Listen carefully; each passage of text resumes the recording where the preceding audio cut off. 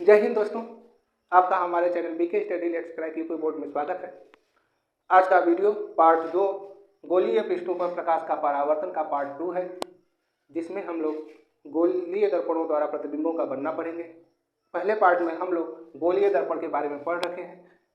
गोलीय दर्पण में हम लोग पढ़े थे कि किसी भी खोखले गोले को काट के उसके एक भाग को कलई कर दें, ये जो हमारा कलई होता था लाल ऑक्साइड का होता था, लाल ऑक्साइड। एक भाग को कलई कर दिया जाता, दूसरे पृष्ठ को परावर्तक पृष्ठ बना दिया जाए तो वो हमारा गोलीय दर्पण कहलाता था। हम लोग जानते हैं गोलीय दर्पण दो प्रकार के होते हैं। एक होता है आपका उत्तल दर्पण, दूसरा आपका होता है अवतल दर्पण।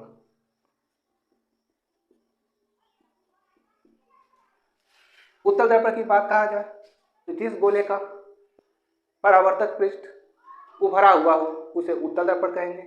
वहीं अवतल दर्पण की बात किया जाए तो जिस गोले का परावर्तक पृष्ठ अंदर की ओर धंसा हो उसे हम लोग अवतल दर्पण कहते हैं।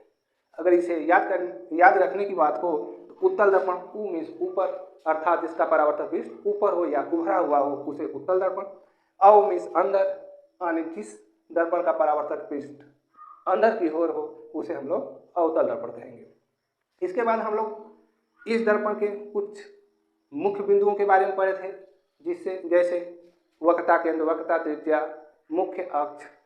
इतना पढ़ने के बाद हम लोग 3 नियम और पढ़ रखे थे, जिसका नाम था गोलीय दर्पणों से बनने वाले प्रतिबिंब। गोलीय दर्पणों से बनने वाले प्रतिबिंब को पढ़ने के लिए इससे पहले हम लोग गोलीय दर्पणों पर 3 नियम पढ़ रखे थे। प्रथम नियम था आपका प्रथम नियम।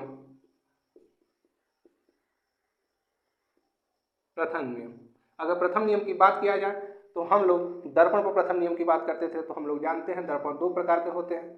एक होता है अवतल दर्पण जिसका परावर्तक पृष्ठ अंदर की ओर हो, एक होता है उत्तल दर्पण जिसका परावर्तक पृष्ठ बाहर की ओर हो और कलई अंदर की ओर हो। और उसके बाद हम लोग ध्रुव की बात करते थे तो इस दर्पण के मध्य बिंदु को ध्रुव यानी पी कहा जाता था। उसके बाद हम लोग वक्रता केंद्र की बात करते थे तो ये दर्पण जिस खोखले गोले कांच का बना होता था उसका जो केंद्र होता था वो आपका वक्रता केंद्र कहलाता था। जब हम लोग वक्रता केंद्र और ध्रुव को किसी रेखा द्वारा मिला देते थे उसे हम लोग मुख्य अक्ष कहते थे, मुख्य अक्ष। और पी और सी के जो मध्य बिंदु होता था उसे हम लोग मुख्य फोकस यानी कैपिटल एफ मान लेते थे। उसी प्रकार उत्तल दर्पण में देखा जाए तो ये दर्पण का मध्य जो बिंदु होगा आपका ध्रुव यानी पी होगा, और ये जिस खोखले गोले का बना होगा उसका केंद्र आपका वक्रता केंद्र सी हो जाएगा। और आप पी और सी को जब एक रेखा से मिला देंगे तो ये आपका हो जाएगा मुख्य अक्ष,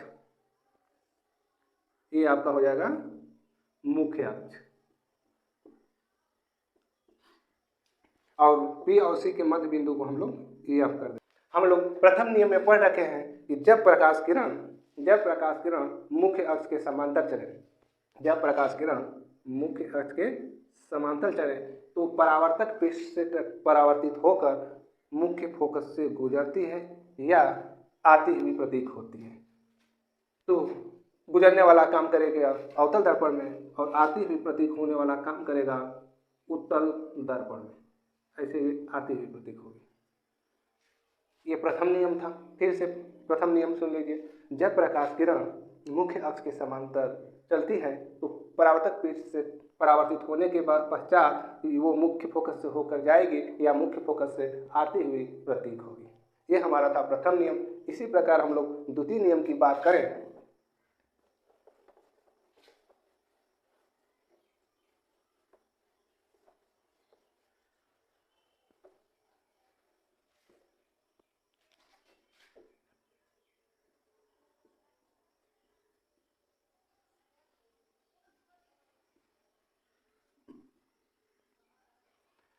द्वितीय नियम, हम लोग दर्पणों को देख रहे हैं तो दर्पण हम जानते हैं दो प्रकार के होते हैं।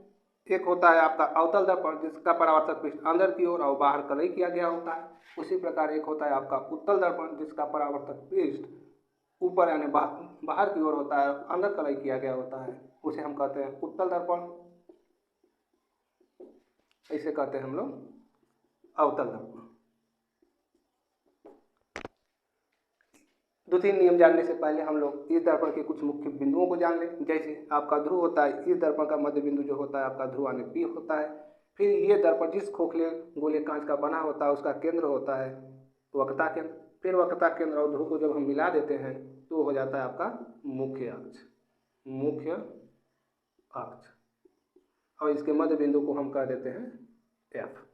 उसी प्रकार उत्तल दर्पण में ये दर्पण का मध्य बिंदु जो होगा वो होगा हमारा ध्रुवानी P, और ये जिस गोले का भाग होगा उसका जो केंद्र होगा वो होगा C, और जब हम इसे दोनों को मिला देंगे तो ये काम करने लगेगा मुख्य अक्ष की तरह, और इसका मध्य बिंदु जो होगा हो जाएगा F।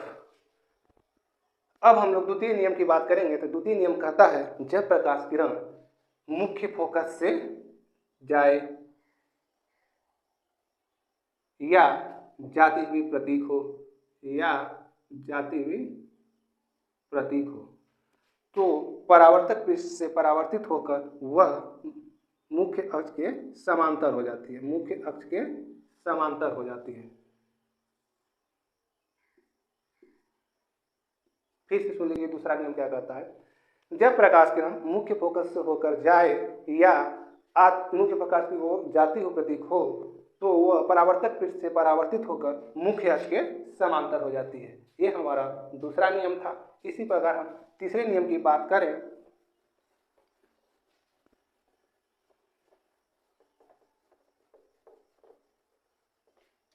तीसरा नियम,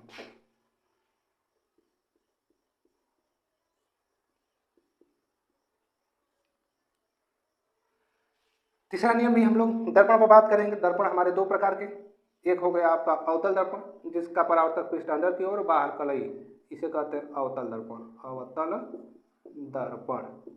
उसी प्रकार हम लोग उत्तल दर्पण की बात करेंगे जिसका परावर्तक पृष्ठ जो होगा बाहर की ओर होगा और अंदर कलई किया गया होगा, उसे कहते हैं हम लोग उत्तल दर्पण,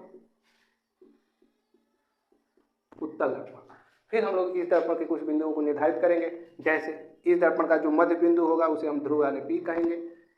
ये जिस दर्पण जिस गोले का भाग होगा उस गोले का जो केंद्र होगा उसे हम लोग वक्रता केंद्र यानी C। फिर हम लोग C और P को मिला देंगे, उसे हम कहेंगे मुख्य अक्ष, और C और P के मध्य बिंदु को हम लोग कहेंगे मुख्य फोकस। उसी प्रकार ये दर्पण का मध्य बिंदु जो होगा हमारा हो जाएगा P यानी ध्रुव। ये जिस गोले का भाग होगा उसका केंद्र हमारा हो जाएगा वक्रता केंद्र C। जब हम P और C को मिला देंगे ये हो जाएगा हमारा मुख्य अक्ष, मुख्य अक्ष, और इसके मध्य बिंदु को हम लोग कह देंगे कैपिटल F। तीसरे नियम की बात किया जाए तो होगा इसकी परिभाषा हम कहेंगे जब प्रकाश किरण वक्रता केंद्र से होकर जाए या वक्रता केंद्र की ओर आती हुई प्रतीक हो तो वह दर्पण के परावर्तक पृष्ठ से परावर्तित होकर उसी मार्ग पर लौट जाती है, उसी मार्ग पर लौट जाती है। यह हमारा तीसरा नियम था। इन तीनों नियमों की सहायता से हम लोग दर्पण पर बनने वाले प्रतिबिंब के बारे में पढ़ेंगे।